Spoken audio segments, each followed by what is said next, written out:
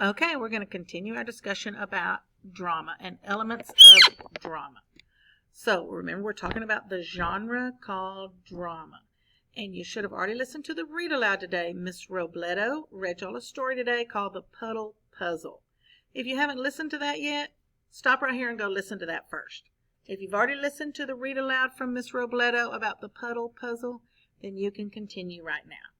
So she read you a story called The Puddle Puzzle, and it was a drama. So we're going to be talking about all the parts of this story and the drama that you read. And we're going to be completing a graphic organizer that looks like this called Elements of Drama. This will be on the next slide that you go to, but we're going to talk about it right now and explain what I want you to do on here. So the elements of a drama have several different things. Right here, under title, you're going to put the puddle puzzle. And if you don't know how to spell that, you can go back and look at the read aloud, or I'll write it for you right here. The puddle puzzle. The puddle puzzle. That's the read aloud that you listened to today. So this is the title of the story. It should go right here on this line. And this box right here says cast of characters. Remember, at the beginning of a drama, you get a whole list of the characters. Excuse me. It lists each character that is in the story. Let's click over here. This was the beginning of the story, The Puddle Puzzle. Right here it says cast of characters. And it has them listed. Taylor, Brandon, Carlos, Adriana. So that means there were 4 people in this story under cast of characters. You would list all the characters in the story. Taylor, Brandon, Carlos, Adriana. These are all the people that are going to be talking in the story and are going to have parts in the story. So the next box right here says setting. We remember what the setting is? When and where the story takes place. And if you look back right here at the very first page of the drama, The Puddle Puzzle, it says right here, setting. A neighborhood on a sunny spring day. So you can put something that looks just like this in your box over here under setting. Right here. A neighborhood on a sunny spring day. That is the setting of this play that we're reading, called The Puddle Puzzle. Now, right here is 3 boxes, and each one says character, character, character. Let's look at this first box. Let's say you want to talk about the character in our play called Taylor.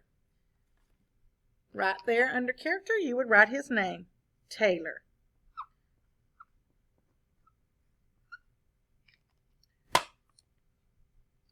Taylor. That goes right here. And then right here it says what I learned about this character. Can you think of things you learned about Taylor as we read The Puddle Puzzle? Was Taylor, let's see, Taylor. So it looks like this right here must be Taylor. I am so excited. The Miller Detective Agency is open for business.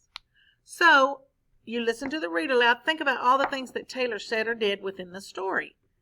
And you can come up with anything you would like. Right here, Taylor says, we are here to help. What is your problem? So it sounds like Taylor was very helpful throughout the story. Right here, Taylor, this is a very hard case. We will do our best to solve it.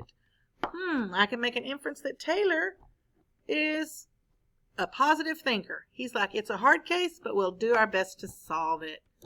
Let's see what Taylor's saying over here. Taylor, this is where your puddle was located. Taylor's gathering information.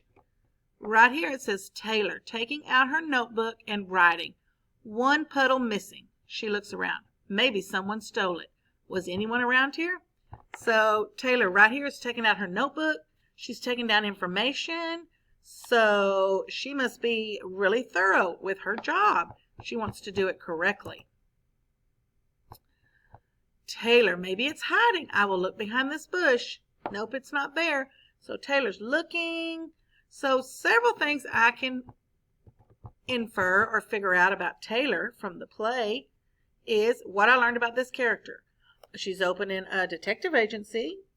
She's very thorough with her job, taking notes. Seems like she likes to look for clues. These are all things you can say that you learned about Taylor. So right here you would write Taylor's name, and then right here, what I learned about this character. Now go to the next box. There's another box. But how many characters are in our drama? Let's think. How many characters when we wrote our cast of characters? 1, 2, 3, 4. So there's 4 characters in our drama. So we only have 3 blanks. So we don't have to write about every character. Let's pick another one. Let's say Brandon. We could put Brandon's name right here. What I learned about this character. You can go back to the read aloud if you can't remember things Brandon said, and always look for Brandon's name. And let's see what Brandon was doing. It looks like Brandon, he's not on that page. Let's see. Brandon smiling confidently. I know the answer. I know. So Brandon thinks he has some information. Let's see what he's doing over here. Brandon, I know what happened. And Taylor says, shh, and Brandon again, but I know what happened. So just from those 2 pages and reading Brandon's lines, I can think to myself, I bet I know what's going on in Brandon's mind. Brandon knows the answer to the mystery. Where did the puddle go? So under character right here, you could write Brandon, what I learned about this character. He's already solved the mystery, and no one's listening to him. And the third character you could pick. Any character you want. Carlos, Adriana, there's 4 characters in just 3 spots. So the bottom one, I'm going to let you do all on your own.